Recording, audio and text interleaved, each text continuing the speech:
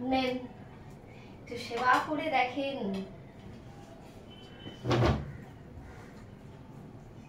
আপনি শেফ, আপনার বউ কিছুই পারে না। আমি কখন বললাম কিছু পারো না? আমি কখনো দাবিও করিনি। সবাই বলে দাদা ভাই এত ভালো রান্না করে, দাদা ভাই এত কিছু করে, দাদা ভাই এত ভালো মানুষ, দাদা ভাই আসলে জয় হোসুল। ওটা থাকবেই, ওটা মেয়েরা রান্না করলে থাকবে, যাতে নেড়া নেড়া হয়ে যায় তাহলে আর থাকবে না। এবার খেয়ে বলো তরকারিটা কেমন হয়েছে। দোষ ধরবে এখন, শুধু দেখতে দোষ ধরার সিস্টেম বললামই না, তার আগেই বলছো। আমি জানি, তোমার মুখ দেখেই বুঝে গেছি। কেমন হয়েছে বলো এবার। নাম্বারিং করবো? করো। মোটামুটি ভালো, নট ব্যাড। খারাপ তুমি বলতে পারবে না। কি দিয়েছি বলো তো তরকারিতে, কি কি আছে, নাম কি, তরকারিতে কি কি আছে আইটেম বলো দেখি নাম। তরকারির নাম হচ্ছে বিস্ফোরণ। 20 রকমের ফোড়ন দিয়ে তরকারি বানিয়েছে। 20 মানে 20, তো এই তরকারিটার নাম হচ্ছে বিস্ফোরণ। তোমার ভিতরে বিস্ফোরণ না হলেই হলো।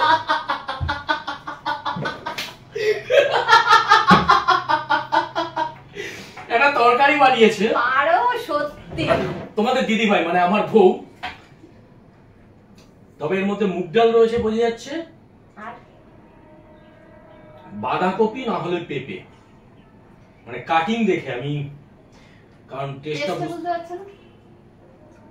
বাঁধাকপি নয়, লাউ না হলে পেঁপে। পেঁপে পেঁপে খাবে, আবার ভেঙাবে, আবার কথা শোনাবে, মানে ওই জন্য এখন আর কিছু করে খাওয়াই না। তবে তোমার বিস্ফোরণ তরকারিটা খুব ভালো হয়েছে, কিন্তু খাবে আবার হাত চেটে খেয়ে নেবে। তরকারি বানিয়েছে তার মধ্যে দুনিয়ার ফোড়ন, কালো জিরা, জিরা, তারপরে কি আছে, পাঁচফোড়ন, তারপরে তেজপাতা, শুকনো লঙ্কা, কাঁচা লঙ্কা, হলুদ, ধনে গুঁড়ো, এগুলো ছাড়া রান্না ধনে করে পাতা, দাও তুমি। তারপর হচ্ছে তোমার না ভালো হয়েছে, কোনো রাগ করো না প্লিজ, খুব ভালো হয়েছে। তবে তরকারিটার নাম রাখলাম বিস্ফোরণ। হ্যাঁ, তুমি বিস্ফোরণ খেয়ে তোমার ভেতরে বিস্ফোরণ না হলেই হলো, তাহলেই চলবে। তুমি একটু খাও এসব। কেমন হয়েছে বলো। দারুণ দারুণ, অসাধারণ। 10-এ 9.5। সিরিয়াসলি? মানে সবজি দেখো, চিকেন, মাটন, ডিম এগুলোতে টেস্ট আনা যায়, নন ভেজিটেরিয়ান আইটেমের টেস্ট আনা যায়, বাট ভেজিটেবলের টেস্ট আনা ওটা তো হাতের জাদু। আর ইউ জাস্ট কিলড ইট। অসাধারণ হয়েছে, যেমন কালার, টেক্সচার, অসাধারণ, এক কথা অসাধারণ, খুব ভালো। এটা কি ভিডিওর জন্য হলো নাকি? না, যেটা সত্যি আমি সত্যি বলি। তোমরা মানুষরা সত্যি কথা বলা মানুষ পছন্দ করো, বাট সত্যিকারের মানুষকে পছন্দ করো না। আর আমি দুটোই, আমি সত্যিকারের মানুষও, আর আমি সত্যি কথা বলতেও ভালোবাসি। হ্যাঁ, সেই মানে যেই রান্না করবে মুখের উপর বলে দেবে ভালো হয়নি। ভালো হলে ভালো, ভালো না হলে ভালো হয়নি।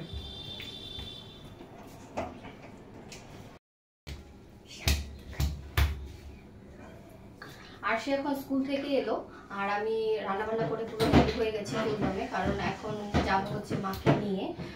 আর আরশি বাবা, আরশি যাবে হচ্ছে ওই বাড়িতে, আরশি বাবা নয়, আরশি বাবা আমাকে নিয়ে যাবে। আর রেডি করে দিলাম, আরশি স্নান করেনি, আমি খাবার দাবার গুছিয়ে ব্যাগে নিয়ে নিয়েছি, হাঁড়ি সহ আজকে নিয়ে নিয়েছে পুরো। তো এখন যাব হচ্ছে মাকে নিয়ে হসপিটালে। আজকে অ্যাকচুয়ালি রেডিয়েশনটার কথা চলছে। সকাল থেকে গুছোতে গুছোতে দিন যায়, মানে যেখানে গামছা, আজকে কি গামছা খুঁজে পাচ্ছি না, দরজার পেছনে গামছা ঝোলানো, ভেজা গামছা দরজার পেছনে রেখে দিয়েছে জামা কাপড়ের মধ্যে। মানে এই যে চেয়ারটা বসেছে দেখো, আমি রেখেছি, আই এম নট ফিনিশ, আমি তো রাখিনি এখনো।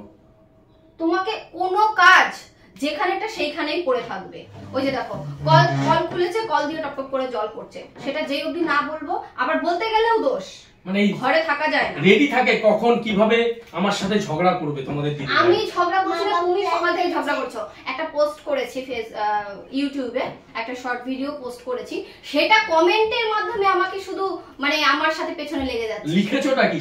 টাইটেলটা কি দিয়েছো? যে মানব ইতিহাসে পৃথিবীর সব কয়টা নারী তার বিপরীত মহান পুরুষদের প্রেমে পড়ে, এটা তুমি জানো। তা তোমরা জেনে শুনে মেয়েরা কেন বিপরীত স্বভাবের মানুষের প্রেমে পড়ো? না পড়লেই পারতে। আর তোমরা বিপরীত তোমরা বিপরীত স্বভাবের মেয়েগুলো আমাদের বিয়ে করে আমাদের জীবনটা হেল করে দাও। এখানে যাবে না, এটা করবে না, খেলতে যাবে না, বাজারে যাবে না, রাতে এখানে যাবে না, 10টার পরে বেরোবে না, মানে জীবনটা যেন একটা পাঁচিলের ভেতরে আবদ্ধ করে রেখেছে। জীবনটা ধন্য হয়েছে আমাদের মতো মেয়ে, ধন্য হয়নি। ঝগড়াঝাটি অনেক কিছু হয়ে যায়। মানে তুমি বলবে কেন বিপরীত স্বভাবের মানুষ? বলতে গেলে সেটা হচ্ছে তুমি বলবে কেন বিপরীত স্বভাবের মানুষ? কিছু বলা যাবে না। তাহলে আমার প্রপোজাল যেটা যেখানে পড়ে থাকে সেটা সেখানেই পড়ে থাকবে। তাহলে আমার প্রপোজাল অ্যাকসেপ্ট করেছিলে কেন? তোমার প্রপোজাল অ্যাকসেপ্ট করেছিলাম, তখন আমি বুঝতে পারিনি তুমি এত এত এত এত এত আর মুখে আর কিছু। প্রেমের অভিধানে তো আরেকটা শব্দও ছিল রিজেকশন বলে, তুমি অ্যাকসেপ্ট করলে কেন? রিজেক্ট করে দিতে পারতে। তখন তো ভদ্রতা দেখিয়েছিলে, পরে বিয়ের পরে দেখিয়েছিলে দেখো অভদ্র। আমি এখনো ভদ্র, আমি এখনো ভদ্র। এই তোমরা মেয়েরা হচ্ছে মানে এমন পুরুষদের, মানে পুরুষদের বাজে দিকগুলোকেই ভালোবেসে বিয়ে করবে, তারপরে ওগুলো নিয়েই সারা জীবন খোঁচা দিতে থাকবে। এটা হচ্ছে তোমাদের মেয়েদের স্বভাব। তোমাদের নিজেদের যে স্বভাবগুলো আছে সেগুলো একটু চেঞ্জ করলেই তো হয়ে যায়, ব্যাস। আর কোনো অসুবিধা হয় না। বাজে স্বভাব নেই। আমাদের কাজই হচ্ছে বউকে ভালোবাসা, বউকে পুজো করা, পূজাই ধর্ম, পূজাই কর্ম। সেই চলো দিলাম খুঁচিয়ে মার হাত।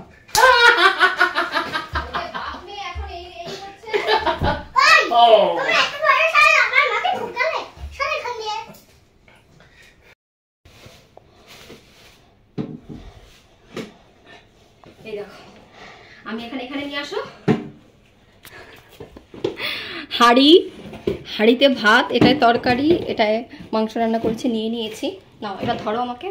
কারণ হচ্ছে আমি যাওয়ার কথা ছিল হচ্ছে 12টা 15-20 দিকে, এখন অলমোস্ট 1:45 বাজে। কারণ ডাক্তার আবার বেশিক্ষণ বসবে না, ডাক্তারের সাথে আজকে একটা ইম্পর্টেন্ট ডিসকাশন রয়েছে মায়ের ব্যাপারে, তো সেই জন্য যেতে হবে অ্যাকচুয়ালি। আর এই জন্য আমি রান্না বান্না করে নিয়ে নিলাম, খাবার সময় হয়নি।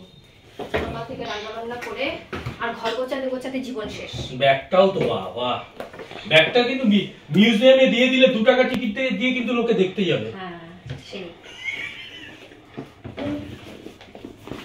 শঙ্করামি পারুয়া।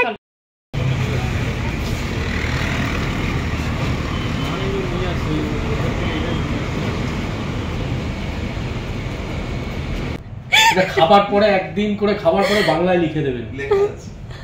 ও লিখেছে, লেখা তো সুন্দর, লেখা সুন্দর, দারুণ লেখা। বলো লিখতে পারছো? ওটা বলো। লিখতে পারছি না কি, একদিন পর পর যেটা বানান লিখতে পারছিল না। কি করা যাবে, পশ্চিম বাংলা থেকে বাংলায় উঠে যাচ্ছে আস্তে আস্তে। একদিন ছাড়া এখন আর মানুষকে কেউ বাংলায় প্রেসক্রিপশন লিখে দেয় না। বাংলাতে ওষুধ ওই খাবার পরে, ওগুলো আগেকার দিনে হতো হোমিওপ্যাথি ডাক্তারের কাছে, খাবার পরে লেখা থাকতো এটা খাবার পরে সকালে একবার, দুপুরে একবার, রাতে একবার। ওই দিন চলে গেছে। পশ্চিমবাংলা থেকে তোমার মেয়েকে ইংলিশ মিডিয়ামে পড়াচ্ছে, তো তুমি কি এক্সপেক্ট করছো? যাই হোক, যাতে ওষুধ বোঝা যায়। আপনি কিছু মনে করবেন না দাদা, এটা হচ্ছে মানে যাতে এটা মানে হচ্ছে রোগীর যাতে ওষুধ খাওয়াতে প্রবলেম না হয় এর জন্য। আমার এইচএসে আমি ভুলে গেছি। আমাদের ইংরেজি বাংলার সাথে লড়াই নয়, আমাদের লড়াই করতে হচ্ছে রোগীর সাথে। এটা হচ্ছে একদিন ছাড়া খাবার পর দুপুরে, এটা হাতে লিখতে হয়েছে কারণ এটা অপশন নেই। এটা আবার অপশন আছে, খাওয়ার আগে, সকালে, দুপুরে, সন্ধ্যায়, রাত্রিরে টিক করে দিয়েছে, মানে ওকে লিখতে হলো না। এটা শর্টকাট। এবার আমার প্রশ্নটা হচ্ছে, যে ওষুধ খাওয়াবে বৌদি, যদি ওষুধ খাওয়ায় লেখা রয়েছে, এবার যদি এই খাপের ওষুধটা বৌদি ভুল করে এটায় রাখে আর এটারটা যদি ওটায় রাখে, তখন কি হবে? এটা হয়তো অনেক সময় এক ওষুধের সেরকম কোনো প্রবলেম হবে না, কারণ দুটো ওষুধই একবার করেই খাবে, ঠিক আছে? দুপুরের বদলটা রাতে খাবে। এবার যদি অন্যটা যদি চেঞ্জ হয়ে যায় তখন প্রবলেম আছে। হ্যাঁ প্রবলেম আছে, কিন্তু অনেক ভুল হয়, হতেই পারে। দাঁড়াও, লিখে দিয়েও সেফ নয় বিষয়টা, কোনো কিছুই সেফ নয়। তাহলে এরকম দড়ি দিয়ে ঘরে ঝুলিয়ে রাখতে হবে, ঠিক আছে? এইভাবে ঝুলিয়ে রাখতে হবে প্রত্যেক কয়টা, তারপরে খাওয়াতে হবে। তুমি এখানে এসছো কি করতে সেটা বলো। আমি এসছি, আমার শাশুড়ি মা সুস্থ আছে, আমি একটু হ্যাপি। মানে আমি ওনাকে, তোমাদের সবাইকে একটু ভালো রাখবার চেষ্টা করছি, একটু হাসি খুশি রাখবার চেষ্টা করছি। এতদিন তো মুখটা গোমরা করেছিলে, এখন একটু একটু একটু ভালো আছে উনি, এটা একটা ভালো খবর। সারাদিনে 3 বার খাবার একটু আঙুলে লাগিয়ে উপর থেকে পড়ুন। হ্যাঁ, সারাদিনে 3 বার। সারাদিনে 3 বার একটু আঙুলে লাগিয়ে গোটা মুখে লাগাবে। এই খাবারটা কি? 3 বার খাবার তো পরে লেখা আছে। এইবার আপনাকে নিতেই হলো, এইবার আমি বাধ্য। খাবার পরে এটা ভালো। একটু আঙুলে লাগিয়ে গোটা মুখে লাগাবে। খাওয়ার পরে একটু আঙুলে লাগিয়ে গোটা মুখে লাগিয়ে আধ ঘন্টা কোনো কিছু খাবার অথবা জল খাবেন অথবা জল পান করবেন না। ওকে, ঠিক আছে। তুমি ইংলিশ মিডিয়ামের না ভাই? এটা হচ্ছে দিনে 3 বার খাবার পর হাফ কাপ উষ্ণ জলে 10 ml। 10 ml বাংলায় লিখেছি। আচ্ছা, বাংলায় 10 উল্টো লিখেছো। 10 ml দিয়ে, হ্যাঁ ঠিক আছে, 5 থেকে 8 মিনিট ভালো করে মুখে গার্গেল করে ফেলে দেবেন, তাই তো? এটা ফেটে লিখেছে। 15-20 মিনিট কিছু খাবেন অথবা পান করিবেন না। এরপর ক্যান্ডিড মাউথ পেনটা লাগাবেন। শুরু করেছো। ক্যান্ডিড মাউথ পেন কোনটা আবার? ওইটা। আচ্ছা আচ্ছা, যেটা বড় লেখা আছে। হ্যাঁ ঠিক আছে। হয়েছে তোমার ডাক্তারি। মায়ের রেডিয়েশন চালু হয়েছে, তো এখন রেডিয়েশন থেকে বার করা হলো। আজকে আমরা ডাক্তারের সাথে ডিসকাশন করতে গিয়েছিলাম। রেডিয়েশন প্রায় সপ্তাহখানেক হয়েছে, কিন্তু ডক্টর যেগুলো বলেছিল সেগুলোর মধ্য থেকে কোনোটাই মায়ের সিমটম হয়নি। এটা একটা গুড নিউজ আমাদের সবার জন্য। ওইখান থেকে দীপু এসেছিল, মানে বৌদির ভাই এসেছিল। ডাক্তারের সাথে আমরা কথাবার্তা বলছিলাম। অ্যাকচুয়ালি মাকে রেডিয়েশনের পাশাপাশি ওরাল কেমো, মানে কেমো ট্যাবলেট দেওয়ার কথাই বলতে গেছিলাম। অ্যাকচুয়ালি আমরা কেমোটা দিতে চাইছিলাম না, কিন্তু অ্যাট লাস্ট ভাবলাম যে ডক্টর যেটা ভালো মনে করেন সেটাই মনে হয় ভালো হবে। সবার ডিসিশান নিয়ে তারপর আমরা সেটাই ডিসিশান নিলাম যে ডাক্তার যেটা ভালো মনে করে সেটাই। তবে রেডিয়েশন দেওয়ার পরে ডক্টরবাবু যে বলেছিলেন যে প্রবলেমগুলো হতে পারে সেইগুলোর মধ্যে মা একটুখানি ডিসব্যালেন্স হয়েছে, কিন্তু মানে যেগুলো বলেছিল যে মাথা ঘুরবে, বমি হতে পারে বা অন্য কোনো স্কিনের প্রবলেম হতে পারে, আর সেই রকম ধরনের কোনো সমস্যা কিন্তু মায়ের এখন অবধি হয়নি। তো সেই কারণে মা একটু বেটার ফিল করছে। মানে জিজ্ঞাসা করলে বলছে যে সব কিছুই মানে আগের মতোই আছে, কিন্তু মাঝখানে যেরকম একটু হাতে পায়ে শক্তি পাচ্ছিল সেইটা একটু কমেছে। তো আশা করছি ভালো হবে, তোমরাও আশীর্বাদ করো। এখন আমি ওই বাড়িতে ছিলাম, ওই বাড়ি থেকে খাওয়া দাওয়া করে ফ্ল্যাটে আসলাম।